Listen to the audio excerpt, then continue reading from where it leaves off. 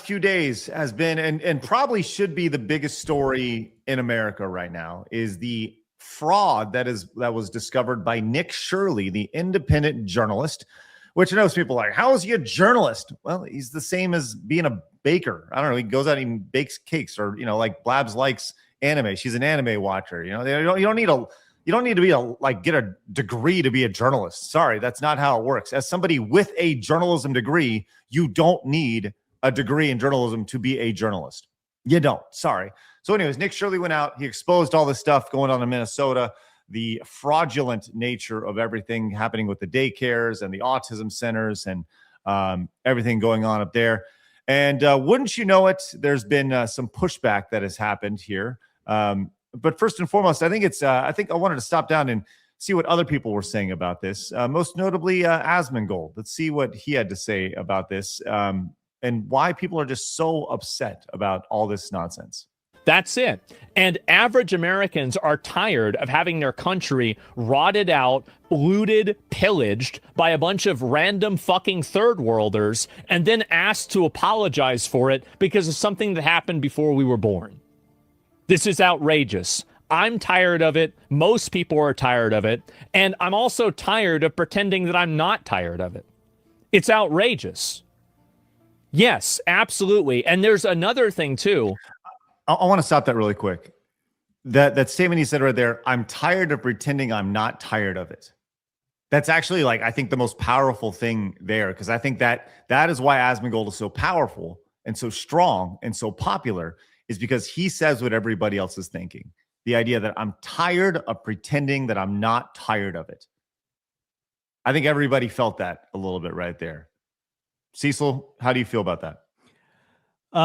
Incredibly frustrated, and tired, like you said, tired of faking that I'm not tired.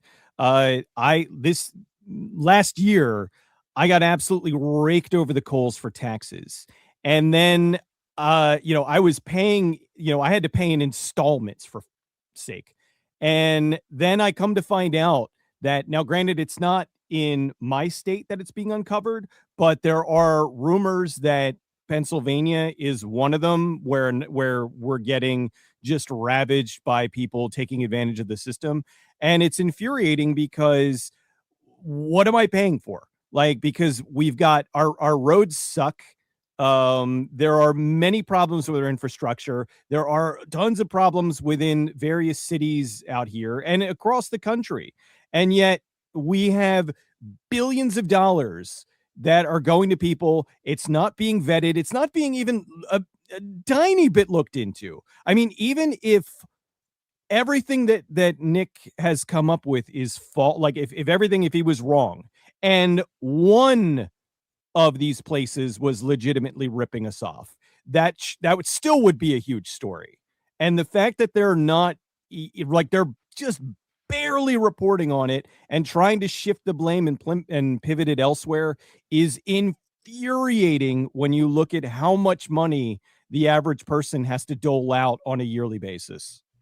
I would add real fast, what's even more exhausting is when you watch how media and stuff runs defense. It never tries to come out and do anything other than run defense. That is what has been getting really exhausting. I would say the one good thing about that, though, is that it's also clearly exhausting the population. And so it's actually inspiring the opposite for some people to really now start investigating it. Now it's almost like that Streisand effect, almost. Where now it's just people want to just what aren't you telling me? I'm going to have to go and do my own research, and that's why you're seeing this rise of the independent journalists, much like this young guy here. I would say to kind of compound upon that, one of the things that I will say is nice too is when you get somebody like Tim Waltz, who will go on Twitter and will not address this at all. But he posted, when all this was breaking, Happy Catter Day.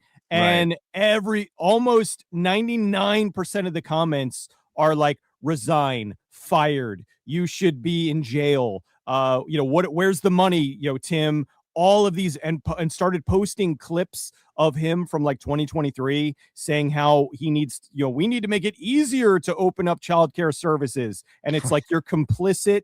You absolutely should be in prison. And so at least that is nice, because you see that there is a nice chunk of the population that is sick and tired of this. Well, speaking of Tim Walz, did you know that this whole thing comes back to you, Cecil? And you, Oh, it always does. blame it on Blame Whitey. the white guy. Yes. The cracker. Blame the white man. Look, it's not law-abiding citizens. If that were the case, there's a lot of white men should be holding a lot of white men accountable for the. I'm holding him accountable. He's a whitey. Yeah, exactly. You're a white guy in power. I'm a YouTuber. Yep. For the crimes that they have committed. I think for the. But just the immediate shift of like, hey, no. By the way, this is. How long did it take for him to try to shift this? Look, it's not law-abiding citizens. If that were the case, there's a lot of white men should be. 4 seconds. It took him 4 seconds to say to try to shift the blame in his answer. That's how quickly it took. Amazing. Should be holding a lot of white men accountable for the crimes that they have committed. I think for the community to maybe educate their population, because I think what you're seeing here is there's secondary victims in this, that there's providers inside the community that are then victimizing the. Yes, there are secondary victims. Like every single taxpayer who contributed a cent to the government. Yeah, there's second, third, fourth, fifth. Go down the line. Literally everybody who has bought anything in Minnesota ever is a victim here. He's the governor. All of this is happening under his watch. He should absolutely, if he wasn't complicit, he would be taking some sort of blame on that. He would be like, I understand this is happening under my watch. I am going to get to the bottom of this and not sleep until, we uncover all of this and put an end to it. But no, because he's absolutely complicit, I 100% guarantee he's on the take. Because this is a way that it's like, they're on to me. Gotta shift the blame elsewhere and go with the old standard guilt. It's really all white people's fault. For uncovering this, it's white people's fault. Right. Yes. Here we go. Let's continue. Himself by signing them up, because when we're going to some of these people, they're like, I had no idea I was in this program. So I think it's asking us then, for every crime, which of course the majority being committed by white men, asking us to do more about that. I think it's crime in general. And I think the biggest thing on this is just making sure that we're educating the population. And again, this is 80 people or so that have been convicted in this, maybe some more in that, out of a broader ring. Medicaid fraud will stretch across all racial demographics, all ethnic groups. So I think it's really important for us to note each community's got this in their own midst, but to blame them and say that they should have been responsible for stopping it, I think that's a pretty hard reach. I think we continue to And I want to be really clear. I don't blame them. I really don't. I don't blame the Somalis for doing this. If you find a loophole and they handle it, take advantage of it until somebody stops you, right? That is the nature of life, right? In any sort of business, people will be looking for loopholes, for ways to get past things. I don't care if you're in an air hockey tournament. People will find loopholes in a rule set that you create. Like the smallest things to the biggest things. Look, they were abusing the system. Should they be thrown in jail? 100%, right? They have been caught.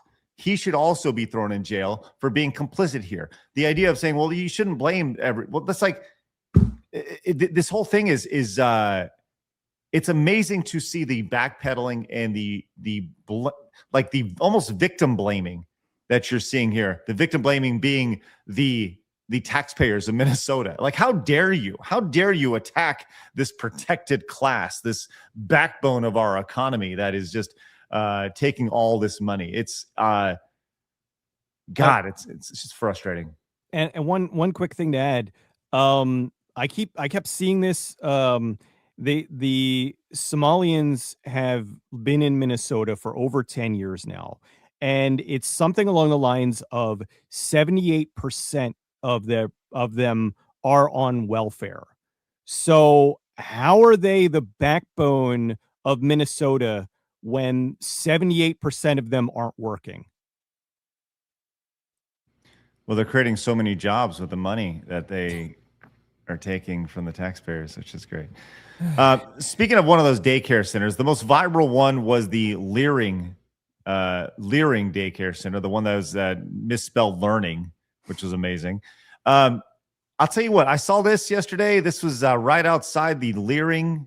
One of the employees was out there talking about this. And this is the response to one of the reporters here. This area. Don't come this area. What's your response to the allegations? Is there fraud going on here? No, it's a video. I just want to know. What's your response? Huh? Get the out of here. What's your response to the allegations? Is there fraud going on here? And is there children? That's all. Don't harass me over here.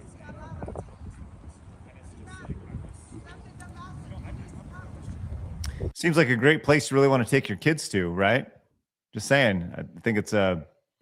I don't know if I'd want to take my. I'm realistic. I realize that the people running any daycare, they're not all angels, right? They have dirty potty mouths just like everybody else. But just saying, that guy in particular may not be the best representation of the Learing Center.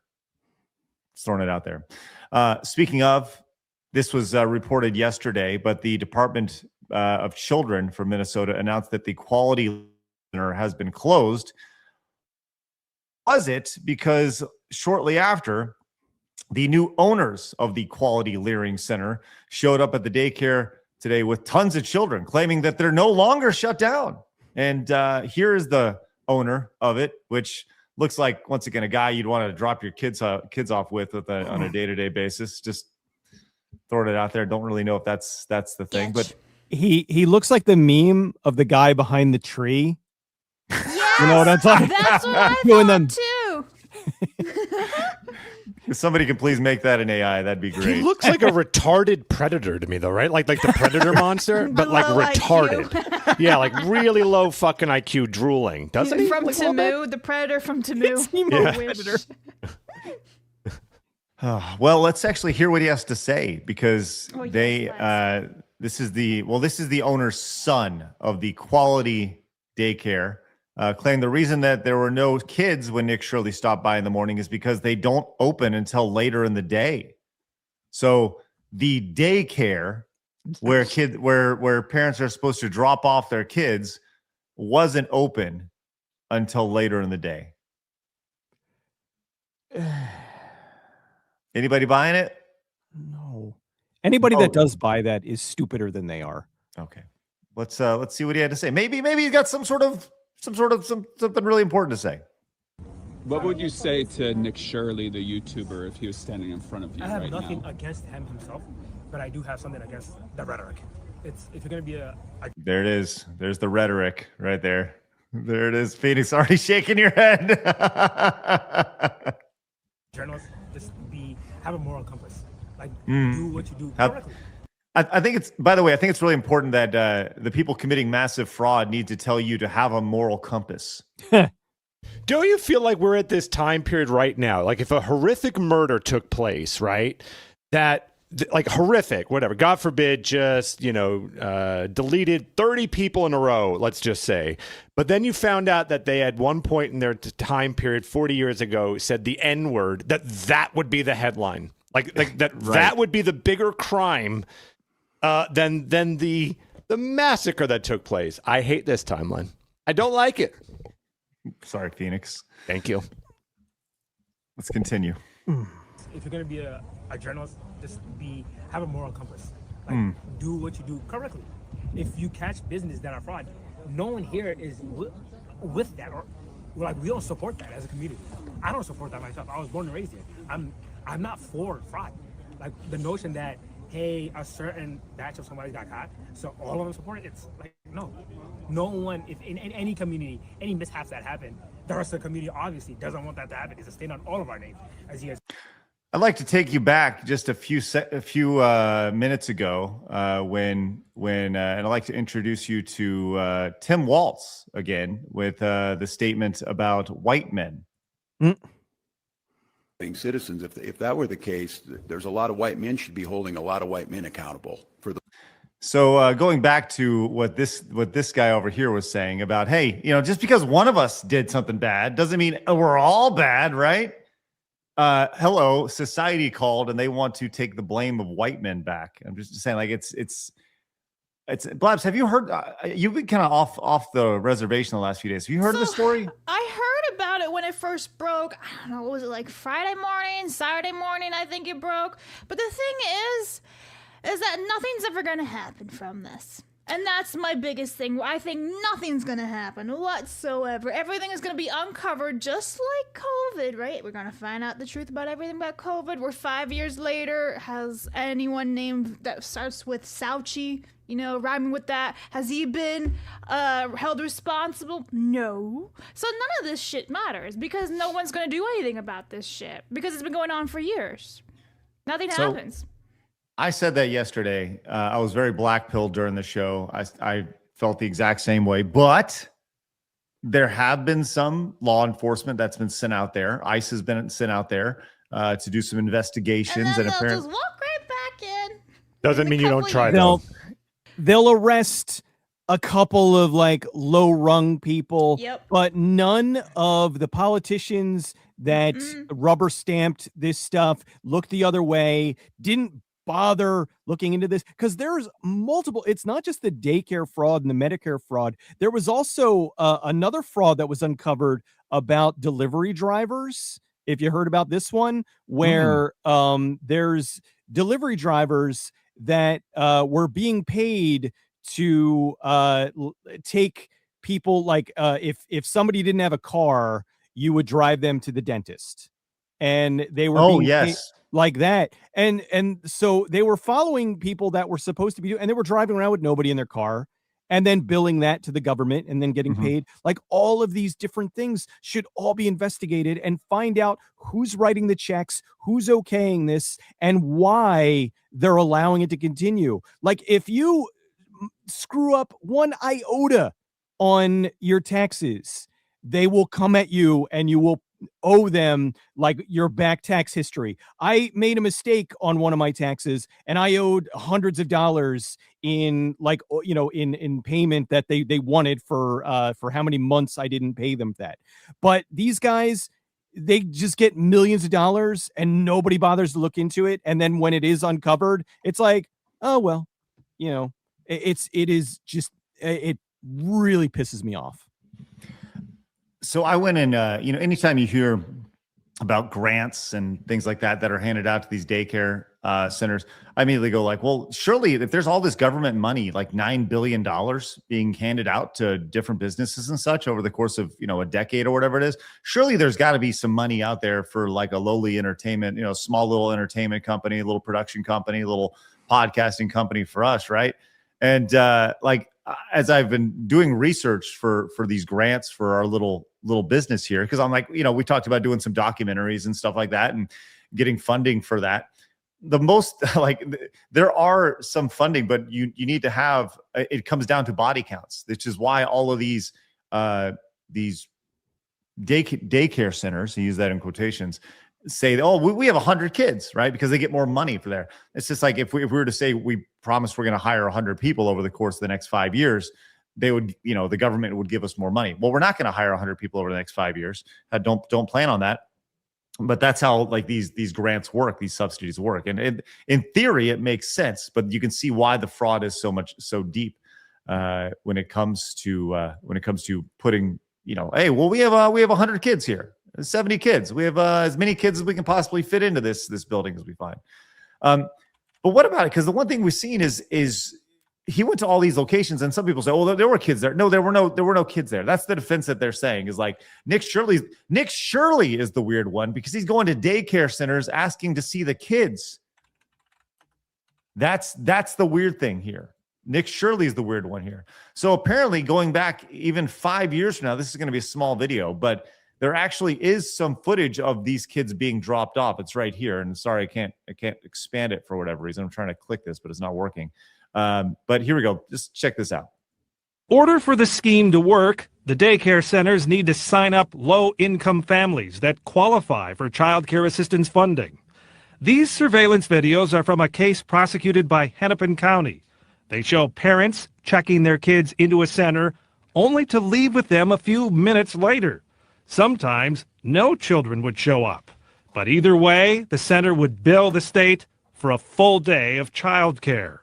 This video from that same case shows a man handing out envelopes of what are believed to be kickback payments to parents who are in on the fraud. Where was the money going? I don't know exactly where it went, but it. You're muted. I don't know where it went. No idea. Nobody ever knows. But the idea of, hey, here we are. This is they're literally handing out envelopes to these people for being a part of it. Pretty amazing. And honestly, very blatant. Just putting it out there. We're never going to get caught. So whatever, you know. And wow, you may have been caught, but nothing is going to be done here. And I'll be very intrigued to see if anybody actually gets handcuffs on them and gets sent to jail. Which I think percentage of that. Any thoughts? Percentage of that actually? Very, very small. Yeah. But that doesn't mean you don't keep fighting, and it doesn't mean you don't keep investigating and bring it to attention. Like that's critical. I'll say, you know, a lot of people have gotten kind of more aware and politically activated in the past, you know, since like 2016, 2017. As someone who has been always politically activated, I watched a lot of people doing nothing and being very oblivious. Well, things like this happen when you're refusing to look at anything, right? So it's almost like if you refuse to clean your room for 15 years, well, yeah, look, there's a lot of dust now. That it doesn't mean like, well, that's too overwhelming, so fuck it, let's just keep letting the dust go. You're like, no, it's time to clean up as best you can, and every little inch counts. So I would just say like that this shouldn't be turn off more. It should be evidence of we need to stop turning off. You know, it's funny.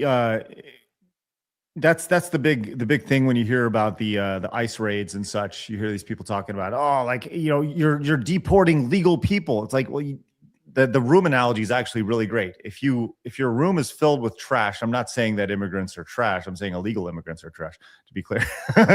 Just to be totally clear. But if you have, let's just say in your room, you have a bunch of illegal objects that have been, there's a huge amount that have come in over the last, I don't know, let's just say 4 to 6 years. You know, just throwing it out there. And then you say, hey, we got to clean it up. You may throw out something that is not illegal in the process. Oops, it happens, you know, and maybe you'll find it. It's just part of the cleaning up process. It's not going to be doesn't mean you stop cleaning. Right. Exactly. I'm just going to stop cleaning. It's good. All right. I do have a question for you guys. Yes, Blabs. Do you think that Waltz is fucking Nancy Pelosi's husband? They're both rumored to be gay, you know? I've never been more turned on in my life. I'm just going to be fucking flat out honest right now. I've not heard this at all. No idea. I'm just wondering. No idea. I would hope so. Okay. Interesting. Well, thank you, Blabs, for that. But the Nick Shirley thing is interesting because he has spawned other people who have decided. Yes. Yes, 2 people said yes. That's right. No, there's a couple of them. All right. Anyways, the Nick Shirley has gone in and he's actually spawned several other people going out in their local residents to find out fraud in their areas. And this video was really amazing. After the fraud in Minnesota, a TikToker decided to investigate centers in Ohio, which has the country's 2nd largest Somali population. By plugging in addresses into Google Maps, he discovered many of the buildings don't look like typical children's facilities. Let's go ahead and just take a look at this real fast as well. I'm going to fast forward as, just he went through and he found some of these. Where you can look up daycare centers in Ohio to look these places up. So here's 161 Child Care LLC, and it's listed at this address. So I literally just put this address in my own personal Google Maps, and this is what I see. It's listed as a smoke shop. Okay, and then here's First Choice Child Care. It's listed at this address, 4303 Cleveland Avenue. And this is what I see. You know, it's just like the windows are all blacked out. There's no playscape. There's nothing for kids. Maybe the photo was taken at the wrong time, but not many cars there. All right, and then there's Benatti Childcare 2, and it's at 3629 Cleveland Avenue. And here we go again. Part of it is a boutique with bars on it. And here's the child care center. These all say 6 weeks to 12 years old. And if you have kids, you would know that most child care centers do not enroll kids that are between 6 weeks and 12 years old. That's way too big of a spread.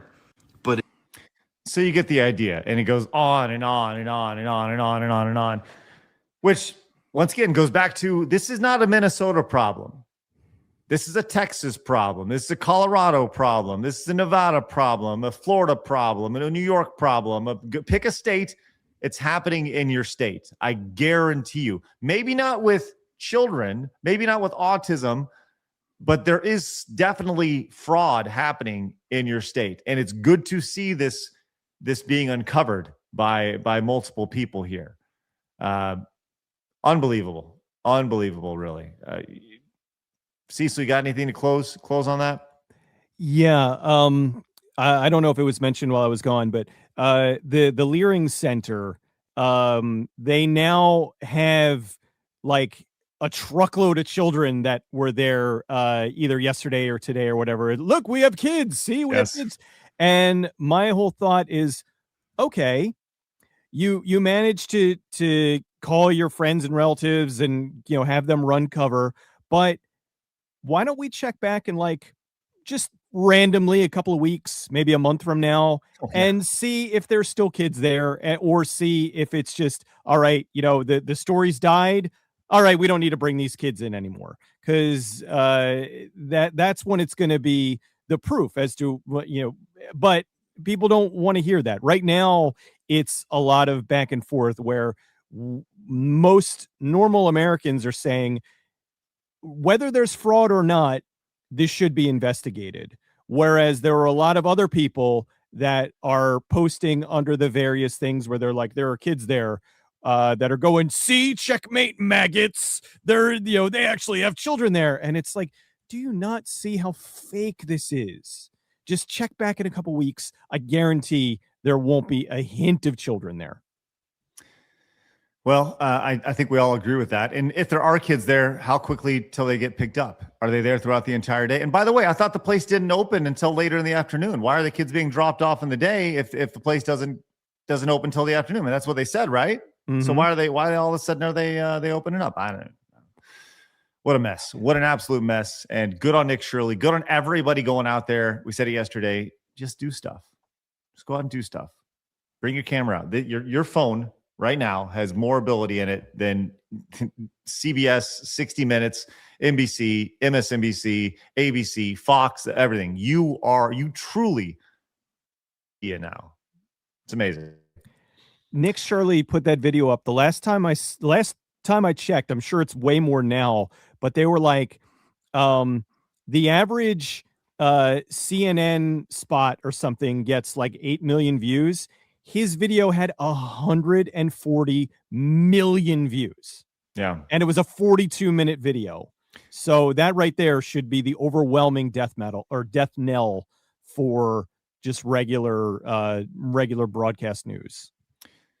Yep. And God, people are trying to downplay the 115 million because it only has 2 million views on YouTube. It's like, why do you think that is? Why do you think that is, you dummy? Mm-hmm. YouTube said you should watch this video right here. And as we all know, you should do what YouTube tells you to do.